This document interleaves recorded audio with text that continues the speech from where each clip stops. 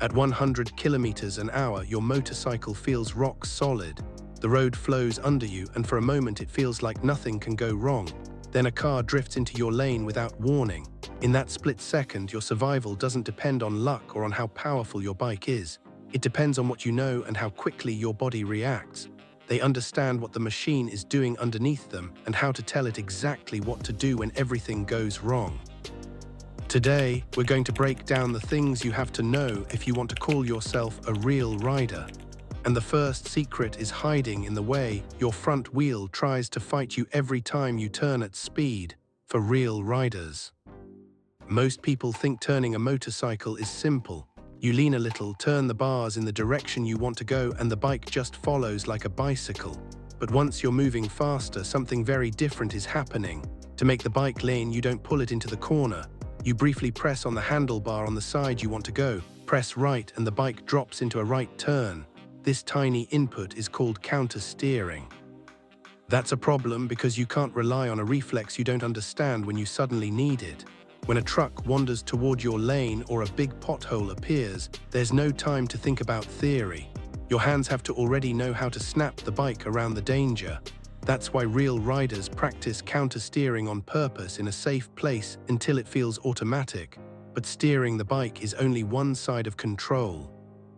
The next truth is about what really stops you when you run out of road. Ask a new rider which brake feels safer, and most will point to the rear. It feels gentle, less aggressive, less likely to throw you forward. The reality is the opposite. The moment you squeeze the brakes, your weight rushes toward the front tire. That extra weight increases grip, and suddenly the front brake becomes your main weapon for slowing down fast. Used roughly, it can lock the wheel and send you skating straight on when you need to be slowing or turning. A skilled rider doesn't stab at the front lever in panic. They squeeze it firmly but smoothly, letting the suspension compress and the tire bite into the road. The rear brake joins in to keep the bike stable and add a bit more stopping power, but it never replaces the front. Even if your bike has ABS, that system can only work with the grip you give it. Once you understand how hard your bike can actually stop before things get loose, you start to see the road differently. You stop riding like you're reacting at the last second and start planning ahead. And that leads to the next thing real riders know.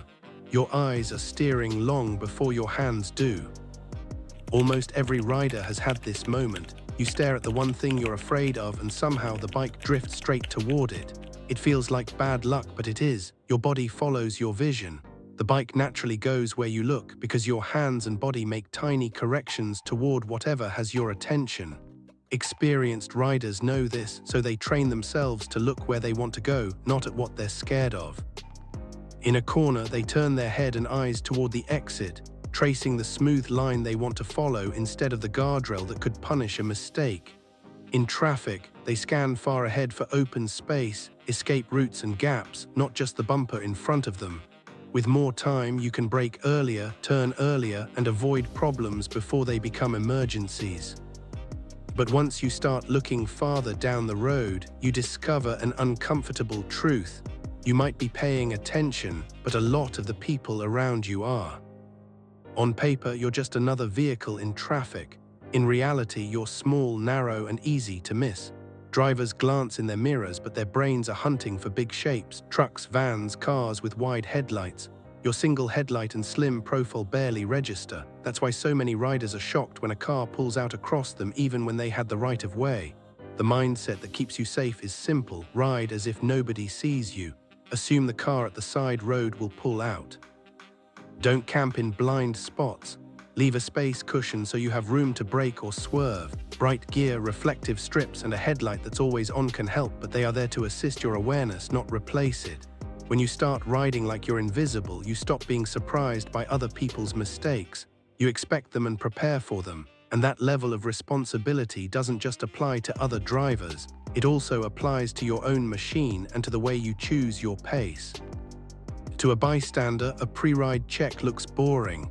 But this little ritual is one of the clearest signs that a rider actually knows what they're doing. A soft tire, a loose chain, or a dead brake light can turn an ordinary ride into a disaster very quick. A real rider doesn't wait for the bike to tell them something is wrong. They check that the tires are firm and not worn flat, that the brakes feel solid, that the indicators and headlight actually work, and that there are no strange leaks under the engine. It takes a few minutes, but it means you start the ride knowing the machine is ready. That frees your mind to focus on the road instead of on worrying what might fail. Then comes the choice that separates calm riders from reckless ones. Not how fast the bike can go, but how fast you decide to ride it. Modern motorcycles are more capable than most riders will ever fully use.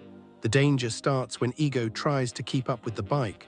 A group ride, a long straight, a corner that looks fine. It doesn't take much for that little voice to say, "You can go a bit quicker, don't get left behind." The riders who stay around for years learn to ignore that voice. They ride at a pace where they feel smooth and relaxed, not tense and hoping it works out. They know most serious problems begin when someone charges into a corner too fast, misreads the surface, or rides in conditions they aren't ready for.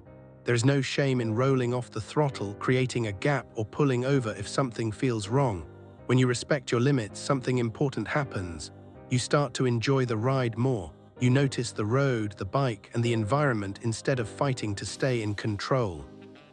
And that relaxed state is exactly what you need for the final piece, turning all of this information into instinct. Information alone doesn't save you. Knowing about countersteering, smart braking, vision, and limits is like having a manual you never open when things go bad. In a real emergency, there is no time to recite theory in your head. Your hands, eyes, and body react in fractions of a second, and they react based on what you've practiced, not what you watched in a video. That's why real riders treat practice as part of riding, not as homework. Some take advanced courses not because they're terrible riders, but because they want someone experienced to point out mistakes they can't see. Over time, those repetitions turn into reflexes. The bike leans without drama. The brakes come on hard but controlled. Your eyes snap to the right place before your brain has even finished naming the hazard. And at that point, one last question remains. What does all of this say about you as a rider? Owning a motorcycle is easy. Anyone can buy one, start it, and feel fast in a straight line. Being a rider is different. It means understanding how your machine turns, stops, and grips the road. It means accepting that most drivers won't notice you and riding in a way that protects you anyway. It means checking your bike, choosing your pace, and practicing the boring skills until they become second nature. When you do that, the ride changes. Corners feel smoother. Close calls become rare instead of normal. You're not just surviving trips from point A to point B, you're working with the physics, the machine, and your own limits as one system. That's when the label on your license doesn't matter anymore. Because at that point, you're not just someone who owns a motorcycle, you're someone who truly rides.